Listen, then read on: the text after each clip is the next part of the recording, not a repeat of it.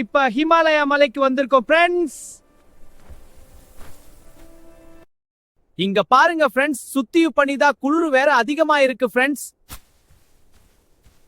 இது சாதாரண மலை இல்ல, இது உலகத்திலே உயரமான மலைத்தொடர் ஹிமாலயா. இங்க டெம்பரேச்சர் 0 டிகிரிக்கும் கீழே போகும். ஹிமாலயா லெங்த் 2400 கிலோமீட்டர்ஸ்க்கு மேல் இருக்கும். இந்த மலைத்தொடர் 5 நாடுகளுக்கு ஸ்ப்ரெட் ஆகுது. இந்தியா டெக்டானிக் பிளேட் ஏசியா பிளேட்டுக்கு அகைன்ஸ்ட் புஷ் பண்ணுது. அதனால வருஷத்துக்கு சில மில்லிமீட்டர்ஸ் உயரம் கூடுது. இமேஜின் பண்ணுங்க, மலை லிவர் க்ரோ ஆகுது. இங்க ஆக்சிஜன் லெவல் குறைவு.